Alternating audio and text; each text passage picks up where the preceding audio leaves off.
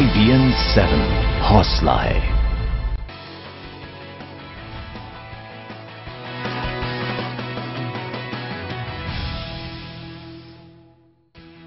नमस्कार, मैं हूं आपके साथ हिमानी नथानी। वक्त हुआ है देश दिन भर का, जिसमें हम आपको दिखाएंगे देश के कोने कोने की खबरें, और ये खबरें आप तक पहुंचा रही है नेटवर्क 18 की 2000 संवाददाताओं की टीम। 2000 रिपोर्टर्स हर दिन आपके इलाके की हर बड़ी खबर आप तक पहुंचाते हैं, सबसे सटीक और सबसे पहले दिल्ली की खबरों को जानने के लिए मैं सीधे रुक करना चाहूंगी मेरी सहयोगी पायल भुयन के पास। दिल्ली से सटे पलवल के हतीन इलाके में एक विवादित स्थल को लेकर दो समुदाय के बीच तनाव पैदा हो गया, जिसके बाद एक पक्ष ने जमकर तोड़फोड़ और आगजनी की और इलाके में कानून व्यवस्था बहाल करने के लिए प्रशासन को हतीन में कर्फ्यू लगाना पड़ा। जली हुई दुकानें और गाड़ियां ये बताने के लिए काफी हैं कि मंगलवार रात यहां क्या हुआ। लोगों की दुकानें जला दी गई, उनके वाहन जला दिए गए। देर शाम हतीन के विवादित स्थल पर एक पक्ष के लोग जमा हो गए और कब्जे का प्रयास किया। इससे दोनों संप्रदायों में तनाव पैदा हो गया। तनाव को लेकर भीड़ जुट गई। भीड़ ने दुकानों में तोड़फोड़ कर आग लगानी शुरू कर दी। करीब 8 दुकानों में आग लगा दी गई। आगजनी की सूचना मिलते ही डीसी KM पांडुरंग और SP पतराम सिंह मौके पर पहुंचे। भीड़ ने डीसी की गाड़ी को भी आग के हवाले कर दिया। कोई 400-500 ज्यादा भी हो सकते हैं। लोगों को हुजूम दुकान तरफ बढ़ता हुआ दिखाई। मैं अपनी जान की रक्षा करते हुए यहाँ से बाहर निकला। कम से कम 40 लाख का तो हमारी दुकानों में नुकसान है। आग पर काबू पाने के लिए फायर ब्रिगेड की गाड़ियां बुलानी पड़ी। IG ममता सिंह मौके पर पहुंची। IG ने शहर में कानून व्यवस्था बनाने के लिए लैग मार्च निकाला। शहर में अनिश्चितकालीन कर्फ्यू लगा दिया गया है। राजधानी दिल्ली के प्रतिष्ठित जवाहरलाल नेहरू कॉलेज के एक रिसर्च छात्रा ने JNU के ही एक छात्रा पर शादी का झांसा देकर बलात्कार करने का आरोप लगाया है। छात्रा की शिकायत पर वसंतकुंज उत्तरी थाने की पुलिस ने आरोपी छात्र के खिलाफ केस दर्ज कर लिया है। हालांकि अब तक उसकी गिरफ्तारी नहीं हुई है। पीड़ित छात्रा JNU के हॉस्टल में रहती है। पुलिस के मुताबिक आरोपी छात्र और पीड़ित छात्रा के बीच कई सालों से प्रेम प्रसंग चल रहा था। छात्रा का आरोप है कि शादी का झांसा देकर उसका दोस्त लंबे अरसे से उसके साथ रेप कर रहा था। कुछ दिनों पहले उसने शादी से इनकार कर दिया और उसे ब्लैकमेल करने लगा। ग्रेटर नोएडा में कैंसर के खिलाफ मुहिम की IBN 7 की जो मुहिम है उसका एक बड़ा असर हुआ है। नेशनल ग्रीन ट्राइब्यूनल ने आज उत्तर प्रदेश सरकार, राज्य प्रदूषण नियंत्रण बोर्ड और नोएडा अथॉरिटी को इस बाबत 17 दिसंबर तक अपना जवाब देने के लिए कहा है।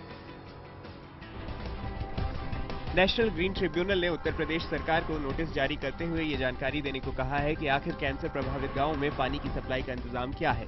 ट्रिब्यूनल ने ये भी पूछा है कि नोएडा अथॉरिटी की तरफ से किस तरह के पानी की सप्लाई की जा रही है।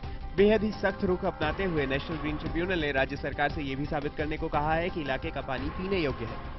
कोर्ट का ये भी कहना था कि स्टेट को की ये जिम्मेदारी है कि वो अपने नागरिक को साफ पानी पहुंचाए, और ग्रेटर नोएडा में उनका ये भी कहना था कि ग्रेटर नोएडा में सिर्फ ये क्षेत्र नहीं, बाकी हर एक क्षेत्र में सिर्फ आपकी बिल्डिंग कंस्ट्रक्शन हो रही है और उसके बाद किसी तरह की साफ पानी सप्लाई के लिए किसी तरह की कार्रवाई नहीं हो रही है। तो इसके ऊपर सरकार को ध्यान देना बहुत जरूरी है। ग्रेटर नोएडा के कैंसर प्रभावित गांवों में पिछले 5 साल में 125 से ज्यादा लोगों की कैंसर से मौत हो चुकी है। आज सुनवाई के दौरान ट्रिब्यूनल ने राज्य सरकार को फटकार लगाते हुए इलाके में लगी फैक्ट्रियों की लिस्ट भी मांगी है। अमित पांडे, दिल्ली, IBN 7। और अब उत्तर प्रदेश की खबरों के लिए चलते हैं मेरे सहयोगी अनुराग त्रिपाठी के पास।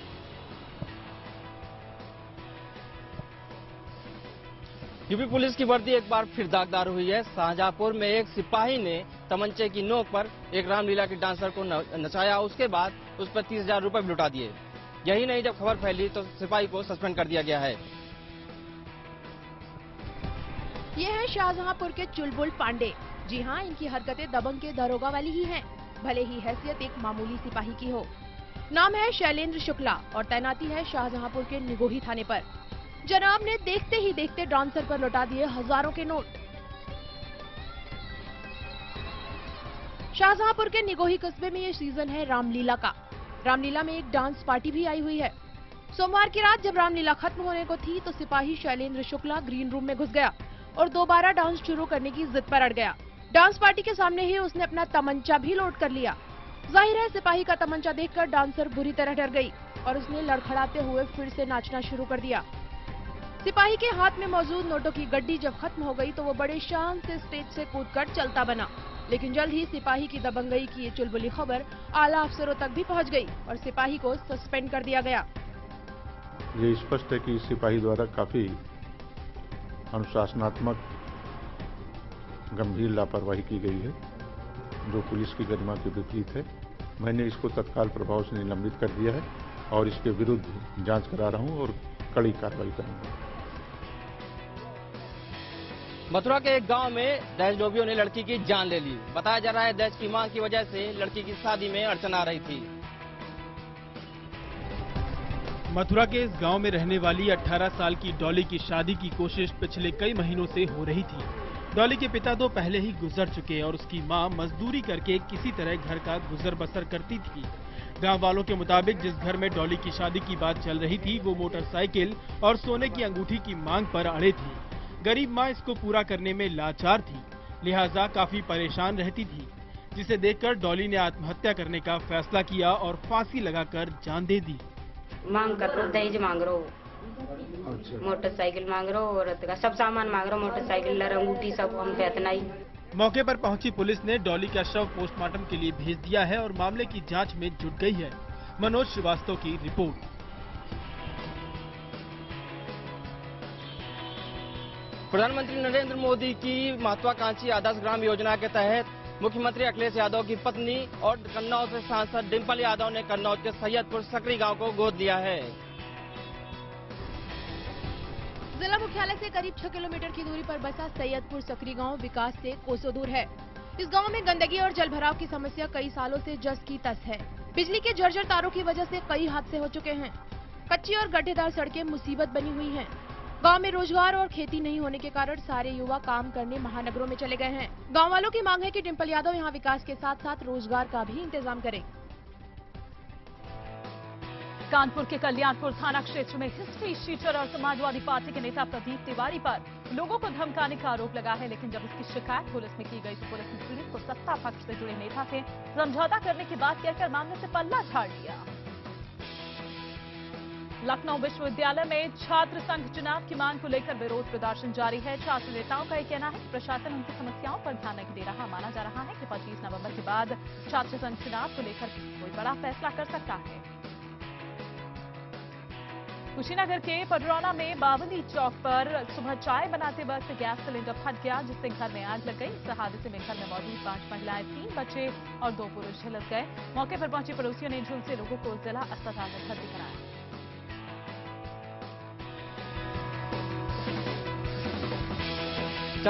चलते हैं मुंबई अपने सहयोगी दिनेश मौर्य के पास। महाराष्ट्र विधानसभा में फडणवीस सरकार ने विश्वास मत हासिल कर लिया है। सदन में ध्वनि मत के साथ विश्वास मत प्रस्ताव पारित किया गया। विधानसभा में एनसीपी की मदद से बीजेपी सरकार ने बहुमत साबित किया। विश्वास मत पारित होते ही शिवसेना और कांग्रेस के विधायकों ने सदन में हंगामा शुरू कर दिया। शिवसेना ने विश्वास मत प्रस्ताव पर वोटिंग कराने की मांग की। विरोध के रूप में शिवसेना और कांग्रेस सदस्यों ने पर्चे फाड़कर स्पीकर के सामने हवा में उड़ाए।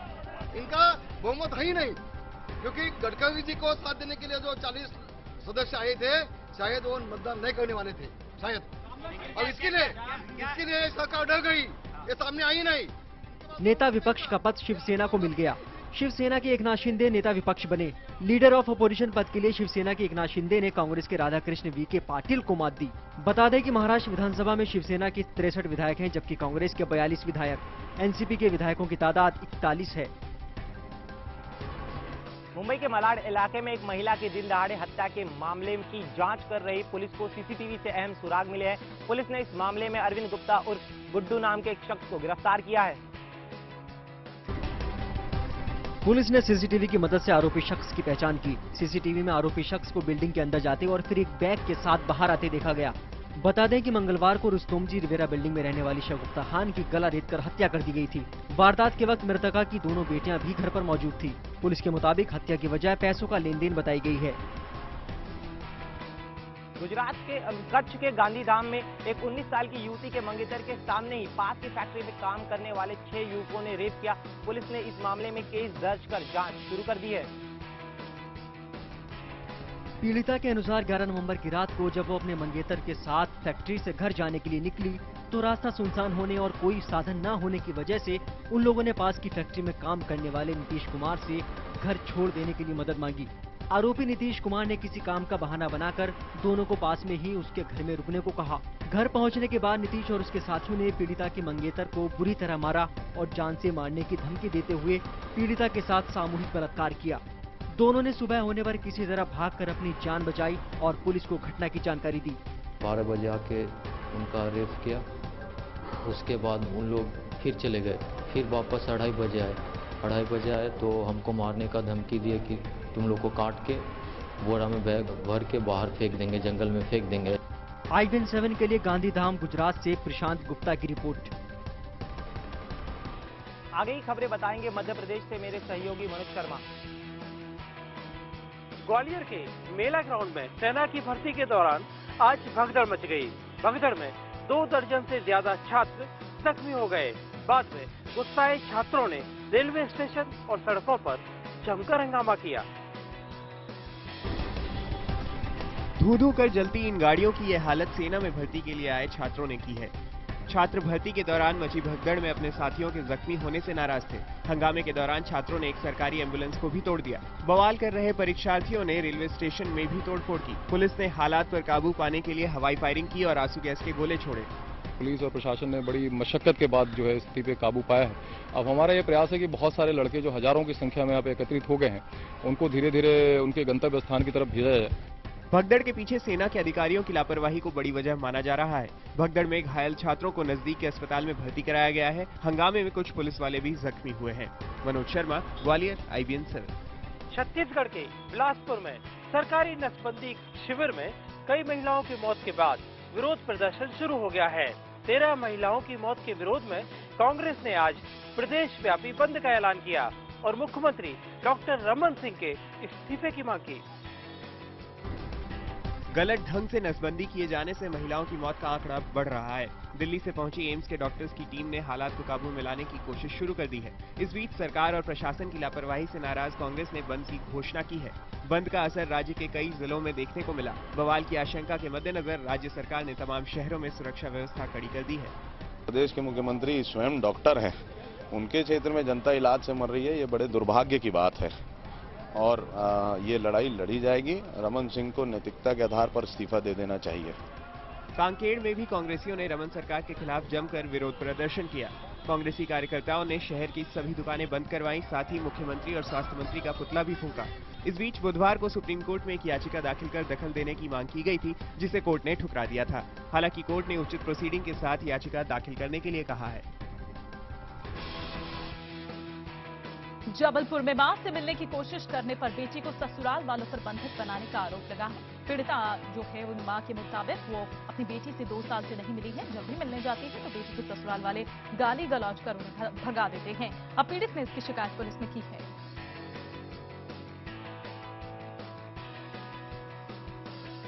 रायपुर में एक नामचीन ढाबे पर बदमाशों ने महिला से छेड़खानी की। जब उसके पति ने इसका विरोध किया तो बदमाशों ने उसे बुरी तरह से पीटा। इतना ही नहीं, पीड़ित की नई कार भी तोड़ दी।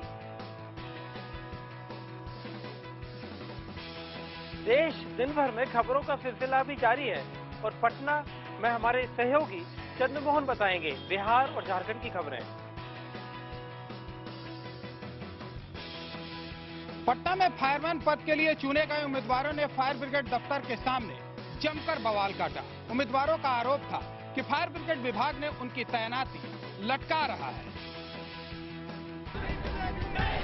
फायरमैन पद के लिए चयनित उम्मीदवारों ने फायर विभाग के सामने जमकर हंगामा किया और सड़क भी जाम कर दी। उम्मीदवारों के मुताबिक उन्होंने फायरमैन पद की परीक्षा 6 महीने पहले ही पास कर ली थी, लेकिन अभी तक उनकी तैनाती नहीं की गई है, जिससे वो अपने भविष्य को लेकर काफी परेशान है। 23 जून को हम लोग की नियुक्ति हुआ था सर। इसी दौरान हम लोग के अब DGP चेंज हो गए थे, अभी ना DG बन गए, उसी के लिए हम लोग की नियुक्ति रोक दिए हैं। हम लोग का नियुक्ति किया जाएगा। अगर नहीं कहते हैं वो सब तो हम लोग अनशन पर रहेंगे, आत्महत्या भी कर ले सकते हैं। उम्मीदवारों की मांग है कि उनकी तैनाती जल्द से जल्द की जाए। वहीं हंगामे के बाद मौके पर पहुंची पुलिस ने उम्मीदवारों को समझा बुझाकर शांत करवाया और जाम खुलवाया। संजय कुमार की रिपोर्ट।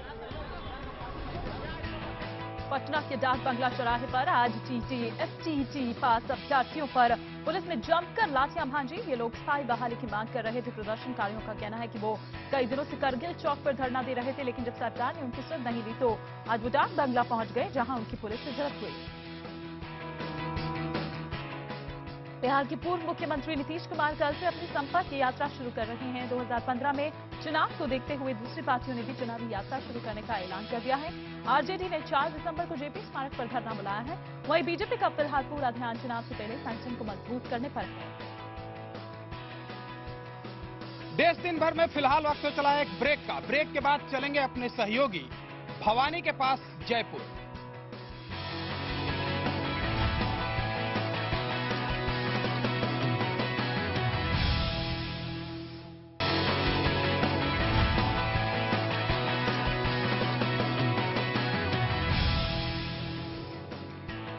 राजस्थान के भीलवाड़ा में एक प्रेमी जोड़े का शव खेत में पड़ा मिलने से हड़कंप मच गया।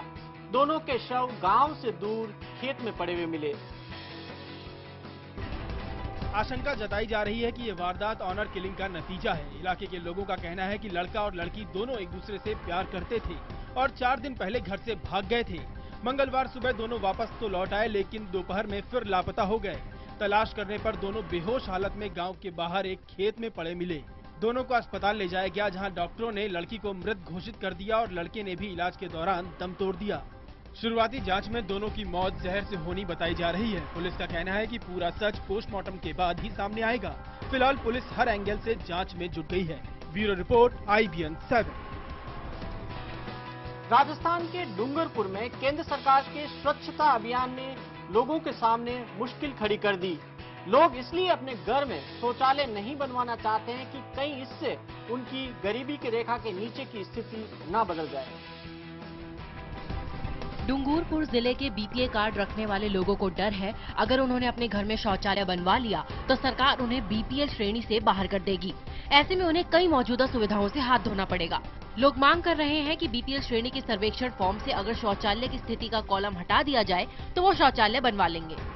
हम इसलिए नहीं बना रहे हैं कि वो 12,000 दे रहे हैं, वो टॉयलेट पक्की होगी तो हमारे तो 4 नंबर 5 नंबर और जुड़ेंगे, तो फिर हम तो BPL से हट जाएंगे, इसलिए नहीं बनाना चाहते हैं। प्रश्नावली में जो 5वां क्वेश्चन शौचालय है, जो स्वच्छता वाला है, वो क्वेश्चन हटा दिया जाए तो भारत सरकार की जो स्वच्छता की योजना है जो अच्छी तरह से लागू हो सकती है। डूंगरपुर जिले में 80% लोग BPL वर्ग से आते हैं और उनके पास न तो रहने का पक्का मकान है और न ही शौचालय। शौचालय बनाने के लिए उन्हें केंद्र और राज्य सरकार की तरफ से 12,000 रुपए मिलते हैं। इलाके के लोगों की मांग पर फिलहाल प्रशासन ने चुप्पी साध रखी है। अखिलेश शर्मा की रिपोर्ट। भरतपुर के झारोली गांव में कुछ दबंगों पर गरीब लोगों की जमीन पर कब्जा करने का आरोप लगा है। लोगों ने जब इसका विरोध किया तो दबंगों ने मारपीट शुरू कर दी। इसमें 4 महिलाओं समेत करीब 1 दर्जन लोग घायल हो गए हैं। पुलिस ने मामला दर्ज कर जांच शुरू कर दी है। टैक्स चोरी के मामले में राजस्थान के 12 जिले में इनकम टैक्स के अधिकारियों ने कई जगहों पर छापे मारे हैं। ये छापे शहर के डॉक्टर, स्टील और दवाई व्यापारियों के घरों पर डाले गए। अधिकारियों को इनके ठिकानों से करोड़ों की कमाई जो है काली कमाई, उसके दस्तावेज मिले।